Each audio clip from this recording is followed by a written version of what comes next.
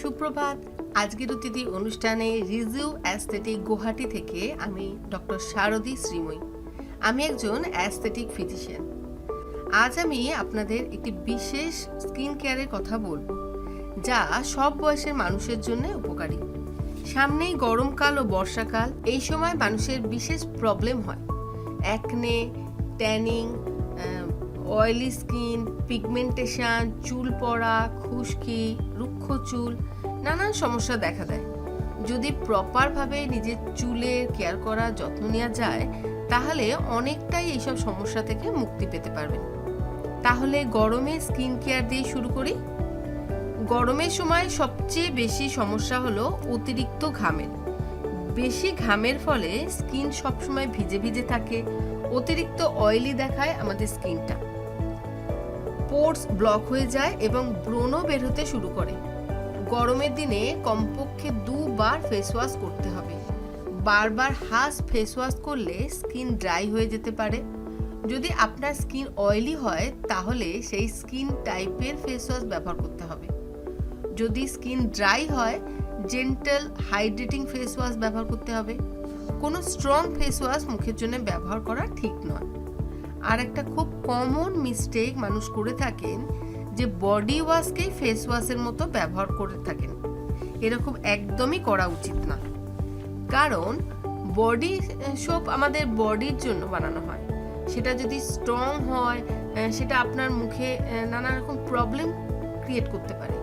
এটা ব্যবহার করা একেবারেই ঠিক না। এরপর বলি সবথেকে ইম্পর্টেন্ট জিনিস, সানস্ক্রিন শুধুমাত্র বিচে বেড়াতে গেলেই লাগাতে হয়, কিন্তু এরকম একদমই ঠিক না। সত্যিটা হলো, ভারতের মতন তীব্র গরমের দেশে সানস্ক্রিন লাগিয়ে বেরোনো খুবই জরুরি। আপনি যদি ঘরে থাকেন, তবুও সানস্ক্রিন লাগানো খুব দরকার। কেন কি সানস থেকেই tanning, pigmentation, premature aging, dullness, wrinkles এসব জিনিস বেড়ে যায়। আপনি ভাববেন হয়তো রিঙ্কেলস, হ্যাঁ, রিঙ্কেলসও হতে পারে। সূর্যের আলো থেকে কমপক্ষে SPF 30 বা SPF 50 সানস্ক্রিন ব্যবহার করা উচিত।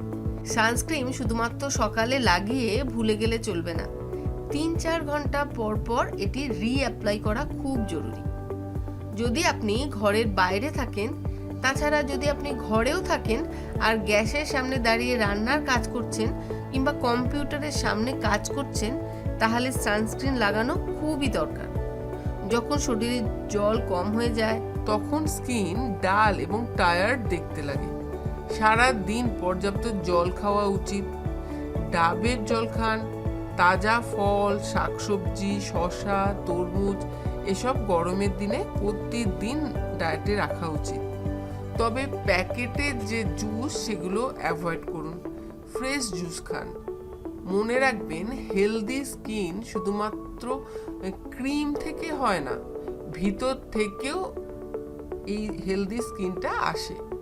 আপনি যদি আপনার খাওয়া দাওয়াতেও গুরুত্ব দেন, তবে গরমের দিনে আপনার স্কিন সুন্দর হবে। হেভি অয়েলি স্কিনের খুব চড়া মেকআপ একেবারে করবেন না, এতে স্কিন ব্লক হয়ে যায়। এই জন্য স্কিনকে খুব লাইট মেকআপ করা খুব জরুরি, যাতে স্কিন শ্বাস নিতে পারে। লাইট ময়েশ্চারাইজার লাগান। রাতে মেকআপ অবশ্যই রিমুভ করবেন। রাতে শোবার সময় মেকআপ রিমুভ করা খুবই জরুরি। এই সময় অ্যাকনেও খুব বেড়ে যায়, ব্রণ দেখা যায়। বিশেষত টিনেজার্স ও অয়েলি স্কিনের যেসব মানুষ আছে, তাদের মধ্যে অ্যাকনে খুব সমস্যা দেখা যায়। কিন্তু অ্যাকনে কি বারবার টাচ করা একেবারেই উচিত না। ওটাকে বারবার টাচ করা, টেপা, এগুলো একেবারেই করা উচিত না। এতে ভবিষ্যতে আপনার খুবই খারাপ স্কিন হয়ে যাবে। স্কিনের মধ্যে পিগমেন্টেশন, ছোপ, কালো প্যাচ এগুলো হবে।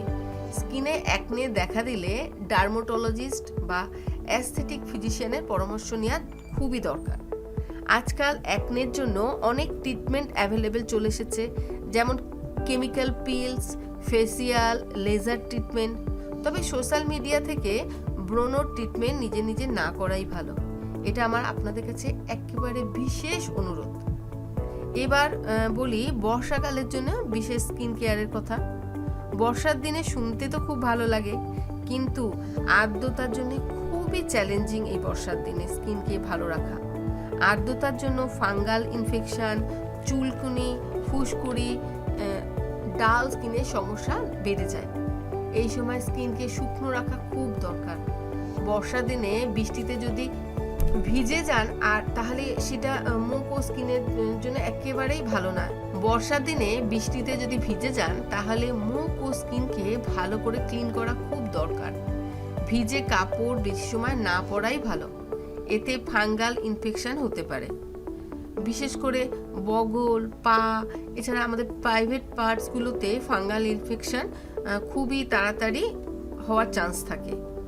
অনেকে মনে করেন বর্ষার সিজনে ময়েশ্চারাইজারের দরকার হয় না, বা আপনার যদি অয়েলি স্কিন হয় আপনার ময়েশ্চারাইজার লাগানোর দরকার নেই।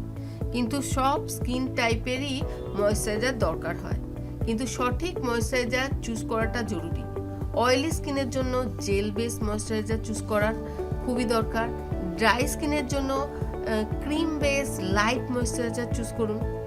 বর্ষার দিনে ফাঙ্গাল ইনফেকশন খুব বেশি হয়, একথা আগেও বলেছি, আবারও বলছি। যদি চুলকানি, র্যাশেস বা ফুসকুড়ি এগুলো হয় আপনাদের স্কিনে, একেবারে ইগনোর করবেন না, তাড়াতাড়ি ট্রিটমেন্ট শুরু করুন। অনেকে পাড়ার দোকানে গিয়ে বলে ওষুধ নিয়ে আসেন, প্লিজ এটা করবেন না। প্রপার ফিজিশিয়ানের পরামর্শ নিয়ে ট্রিটমেন্ট করান, না হলে পরে মারাত্মক স্কিন ডিজিজ হতে পারে।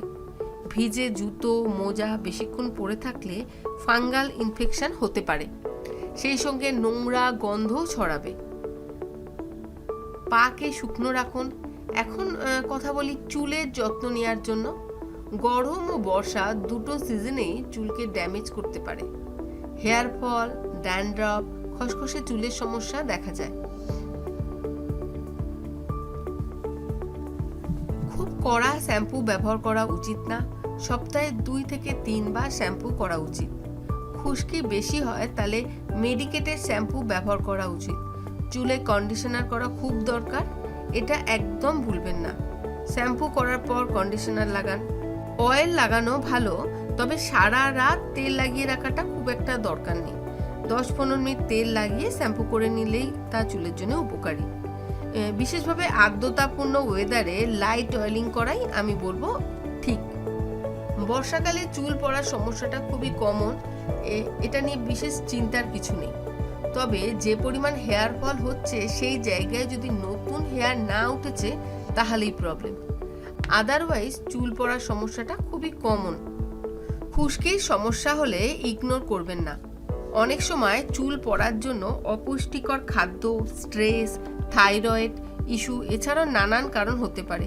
এই কারণটা খুঁজে বের করা খুব দরকার।